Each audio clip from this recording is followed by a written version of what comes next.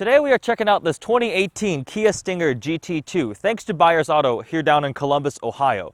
So Kia has really taken a lot of steps to improve their vehicles in the last couple years. They've launched some new lines, they've refreshed the cars. This Stinger is a brand new vehicle, and I think it's one of the most exciting ones to come from any Korean automaker in a while. The basics of it, they're entering the very competitive entry luxury sedan field that's more sport oriented. So think something like a BMW 4 Series or the previous 3 Series, the Audi A4, S4 type of thing. This car specifically is equipped with the 3.3-liter twin-turbo V6. It has an 8-speed automatic transmission. This one is all-wheel drive. It is a rear-wheel platform, so it's not like something they took a front-wheel drive, little economy hatchback thing and made it more sporty. They started from the ground up to really design this thing to be a great all-around vehicle.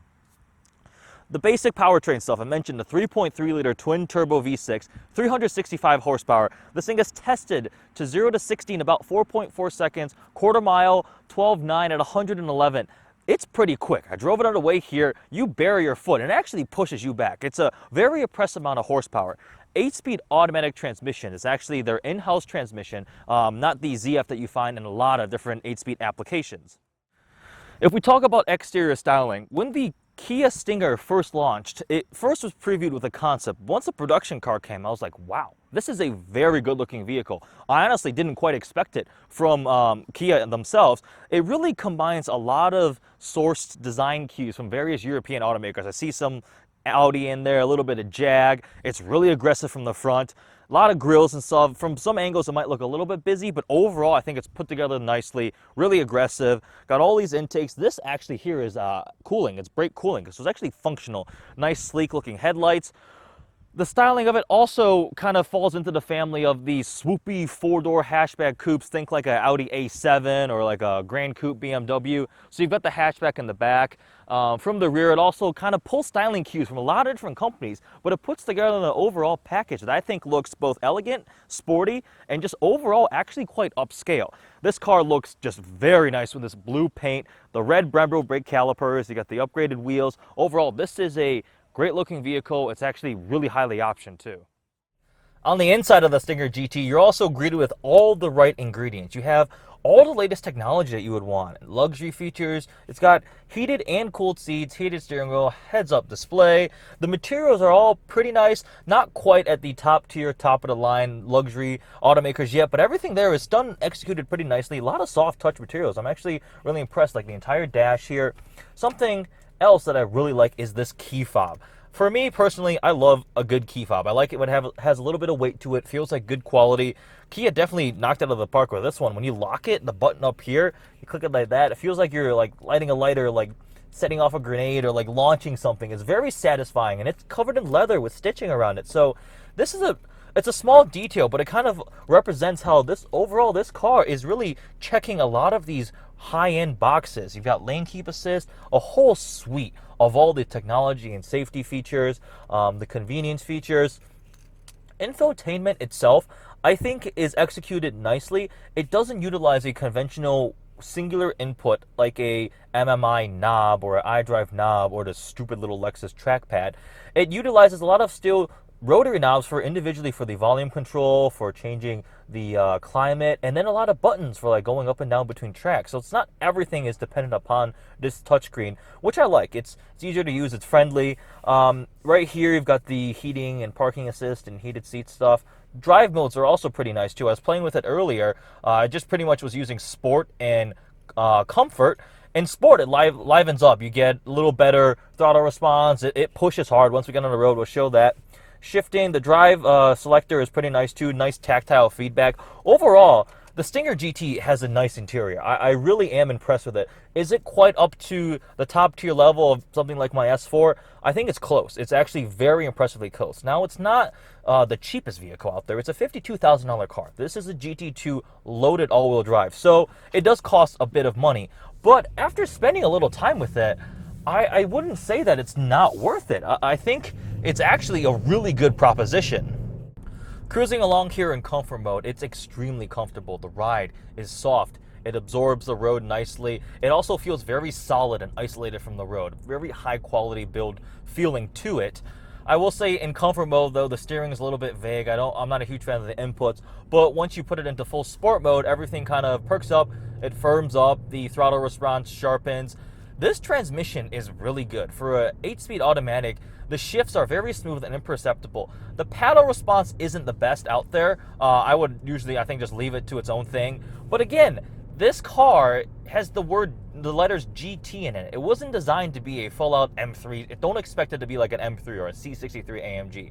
Think more a comfortable sporty sedan, and it really does accomplish that nicely. Back seats are pretty spacious. You have a large trunk with the hatchback. And then it doesn't disappoint you in terms of the performance. I like that it's a actual rear-wheel drive base chassis. It's not just a front-wheel drive converted to all-wheel drive. It's got an actual limited slip differential. The tuning of it overall they've done a really good job with it. It doesn't feel heavy. The curb weight's actually right around 4,000 pounds, which is competitive within this genre of vehicle. And then when you put your foot down, it does get going. It's quick enough to push you back into your seat. At 365 horsepower, it's no slouch really out of a 3.3-liter twin-turbo V6. Transmission is sorted very nicely. I'm really impressed with how this thing drives. If we talk about the value of the Kia Stinger GT, it's really expensive because you aren't quite getting the prestigious brand of a German vehicle like an Audi or something. But if you ignore that, let's just say you debadge the car and you just look at what this car has and what it brings to the table when you go purchase it. At $50,000, a loaded GT2 really checks every box that you would find in something like an A5 Sportback or a 4 Series Grand Coupe. It's got the performance there to match it up. The chassis is pretty well sorted. The styling is very unique. In a sea of German cars where they're all starting to kind of look the same, this would really stand out. It's completely new to the table. I haven't seen that many of them out there. I think the styling itself is refreshing, it's bold, it's exciting, especially in this blue color. This blue in the sun looks really nice. So from a value standpoint, at 50 grand, I could see it being very appealing. If you aren't as much of a snob in terms of wanting like an AMG or a S4 Audi or something like that, this would be very appealing. You can get it all-wheel drive, would work great in the winter all year round. Slap some snow tires on it. I'm sure it would be a lot of fun. You get the luxury, the technology features. It feels like it's really well built. Kia stands behind the vehicle with a very long powertrain warranty. I believe it's 100,000 miles.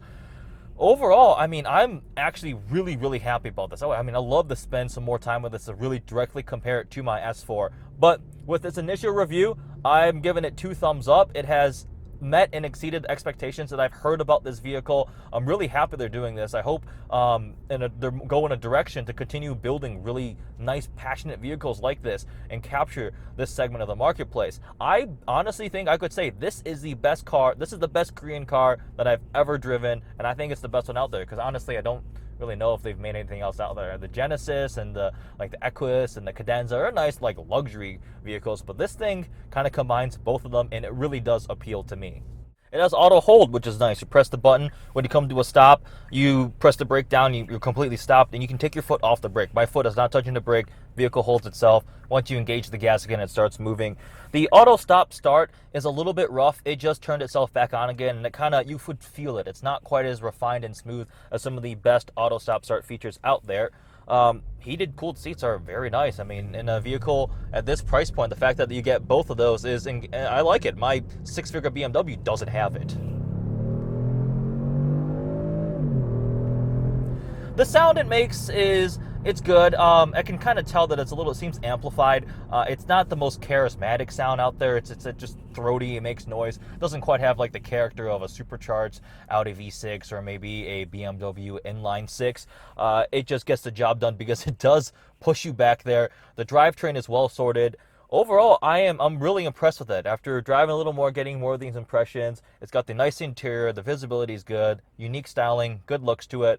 It brings all the features you would expect to find in a similar German level or conventional existing luxury vehicle, but adds on a little bit more for the money. So if you care about getting a lot of things for your money, this is something you really have to check out. I am now interested in seeing what a more normally equipped, maybe rear-wheel drive Kia Stinger would feel like, maybe with the smaller engine, the 4-cylinder. Obviously, as a loaded GT2 top-of-the-line engine, this is very, very nice. But once you distill it down without all the cloaking luxury and tech stuff, I wonder what it feels like. And I'm confident to say I think I would like it too. Overall, really impressed. Kia Stinger GT2, 2 thumbs up from me. This is a very good entry from Kia.